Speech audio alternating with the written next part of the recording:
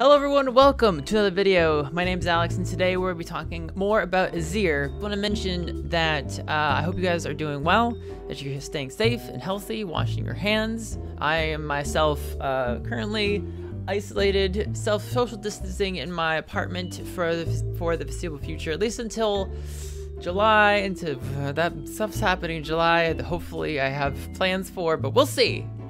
Anyway, stay safe, stay healthy, and hopefully these videos that I'm making will help you kind of maybe distract you for a little bit from a lot of the stuff that's going on. But anyway, let's get on. If you're following the channel, or if you're new to the channel, or you recently subscribed, you know I probably come from my Azir guide, the Let's Learn Azir for Season 10 guide. And you probably noticed I've also made a bunch of other guides for beginners on this channel, and I didn't, and in those I include like items and runes and stuff. I've recently just been like, all right, let's just include everything. Well, I didn't include that in Azir, the Azir guide. I wanted to remedy that in this video, talking a little bit about his core items, and not just core items. I might as well just go in depth into why you build certain items and stuff like that for him. A lot of this, especially the situational items, can be applied to pretty much every AP mid laner you play. I play mostly AP mid laners like Zoe and Azir, and I've played Cassiopeia in the past, Lux, all sorts of other mage AP mid laners. So most of this can be applied to them, so keep that in mind. But for now, really, we're just going to be talking about Azir and why you build the items you do and why they synergize with him. Core items. So usually, like I say, I consider, and pretty much the consensus, that core items is like your first 2 items that you build, or first 3 sometimes. The first 2 items you usually build are important because they determine, basically, to give you all your major power at the beginning of the game. They synergize well with your kit. They're your most synergized items, basically. And those 2 items for Azir are Nashor's Tooth and Luden's Echo. But I want to mention that I think personally for me, and that just as far as it goes for when I play Azir, is that I've really been enjoying Hextech GLP as an alternate to Luden's Echo. And I've said it before and I'll say it again, I think it's a worthwhile item to pick up if you want to try something new. It definitely helps me out in like the early portion of the game. I usually pick it up first after I get my lost chapter. It's just so good in my opinions. I'll say why I think it's really good with Azir as opposed to, I'm not saying opposed to Luden's Echo, because they're both 2 very good items for him. Luden's is just a general damage item. It's good for bursting, it's good for your damage overall. It's definitely not a bad item, but a lot of the times I've been, especially nowadays, I've been preferring the utility versus the damage, especially on a lot of the champions that I play. Like for Zoe, I've been playing Hextech GLP as well, just because I want more control over things. I'm not running Glacial Augment, so I'm not getting the freeze rate, but that's fine. I really just want it for that kind of slow extra damage. I mean, you still get the extra damage from the active and stuff like that. So I think it's a really good item in general. If you're not convinced, go ahead and buy Luden's Echo. Perfectly good item. Those 2 are interchangeable in my mind. I've been building the former Hextech GLP a lot more than Luden's Echo lately, also because it's cheaper. I can get it faster.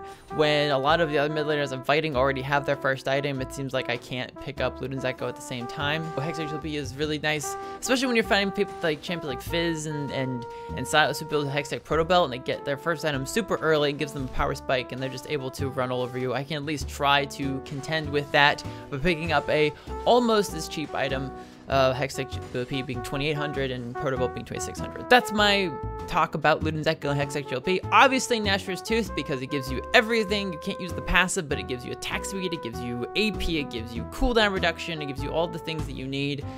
So it's a perfectly good item to build. I mean, everyone knows pretty much that it's your key, the most important item in your kit. But yeah, that's the core items for you for Azir, the first 2 items.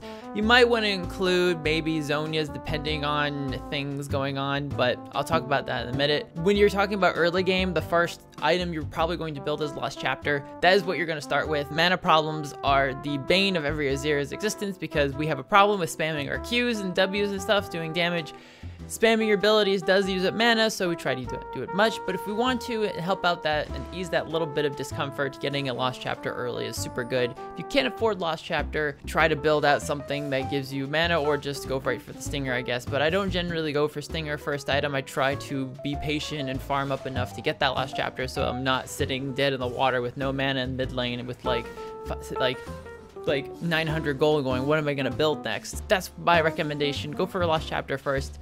then build into the Hextech GLP or Luden's Echo. One of those two build off of Lost Chapter, perfectly fine. Then build your Stinger and go into Gnasher's Tooth. A lot of people are like, you build Gnasher's Tooth first. And it's like, well, I guess you can.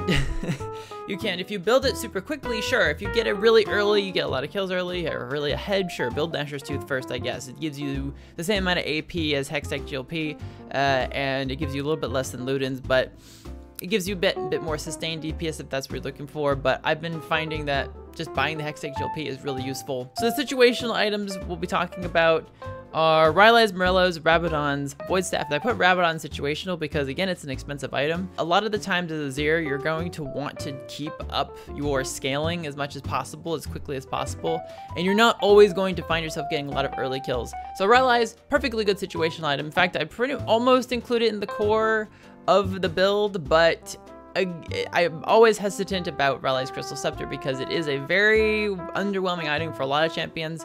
It's key on a lot of people like Cassiopeia and such. Azir, you could almost put it as a core / situational item. Definitely always build it. I've been finding it just a useful item to have because you have the slow from the Hextech GLP, you have slow from the Q, you have the slow from the Rylai's. You'll have slow from everywhere basically. You can slow whole teams, you can it's just really good. Just a lot of slowing and controlling. It's awesome.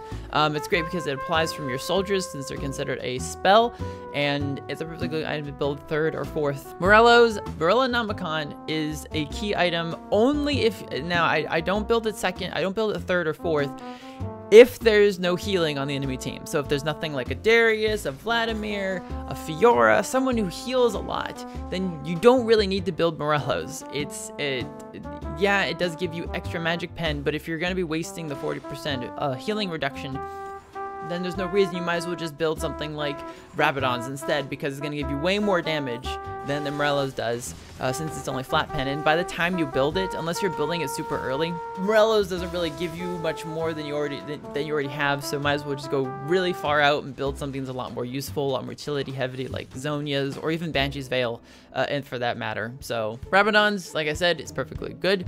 It's damage. That's about it. It gives you more damage. There's nothing really about it. If you're looking for more damage and they're not building a huge amount of magic resist, go ahead, build Rabadon's. If they are building a lot of magic resist, that's when you build Void Staff. And I wanted to take this time to actually talk about the difference between flat pen and percentage pen. So like pens.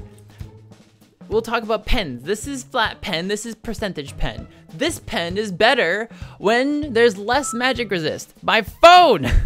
Why did you... God damn it, I forgot to put it on silent. This pen is better when there's not a lot of magic resist or on squishy targets that don't build magic resist. So it's good for early game. So things like Oblivion Orb, Sork Boots, and Namicon, which builds out of Oblivion Orb, are really good for the early game, especially if you're on a champion who you will use it. If there's a lot of healing, you might as well buy it early. So that's when you build flat pen, but it's not as good later on in the game when everyone has a lot more magic resist. So this pen is percentage based, and that pen is, and when I talk about pen, is penetration, just letting you know. So percentage-based pen is better later on in the game because guess what? Everyone has higher amounts of magic resist, and it also works for armor penetration as well. This doesn't have to be about magic pen, but I'm talking about magic pen because we play mid laners, no ADCs. Say Ornn, who has 100 magic resist, and Caitlyn, who has 10. Just a hypothetical, okay? This isn't actual reality, but just to make the math easier. So say you have 10 flat pen, you're removing 10 off of Caitlyn so that she has 0 magic resist. You're only removing 10 off of Ornn's 100. So guess what? You're not going to do as much damage to Ornn as you would Caitlyn, obviously. But take that percentage-based pen and say you built a Void Staff second item, moving 4 MR off of Caitlyn, her 10, but then you're removing 40 off of Ornn. That's way more bang for your buck than just going after just building a Void Staff straight out when no one's building MR. So really, you want to build percentage-based pen later in the game, unless someone's like just super stacking stuff or someone's super head. Like really, when someone's building, and not just one person, like multiple people. Like if people are building magic resist in high quantities anytime, Void Staff. Just build it. You'll get a lot more bang for your buck than just building a Morello's. Just remember that flat pen's good for early on. For squishy targets, you don't build MR. Percentage-based pen is good for later in the game or when people are building lots of MR. There you go. Lesson done. Pens away. Boop. Zhonya's Hourglass. This item is so good. It's pretty much an instant buy on most people, especially if there's a lot of assassins, a lot of people who just do a lot of damage. It's really good on Azir for a few reasons. One is because you're sure if you do a lot of shuffling around, you want to knock the entire enemy team somewhere, you're going to leave yourself vulnerable because you got to get close up and personal with them. So that gives you a little safety net, hoping, crossing your fingers that your team will follow up some way. But it's a good way to protect yourself in those instances. Another reason, and this is where I wanted to put a little caveat at the beginning, for your first few items, if you're fighting an AD mid laner, and I said this in my little joke videos like 1 minute where I told you to build Seeker's Arm Guard, if you are fighting Zed, Talon, some sort of AD damage, attack damage mid laner like that, build, once you hit 1100 gold, go build Seeker's Arm Guard, like straight up. It's just going to help you out a whole lot. It's the most efficient item for the cost and the things that it gives you. It gives you AP and more armor the more minions that you kill. So it's always good to build it first item. Just build it. Get the 1100 gold out of the way. Buy it, come back, then work on your lost chapter and all other jazz.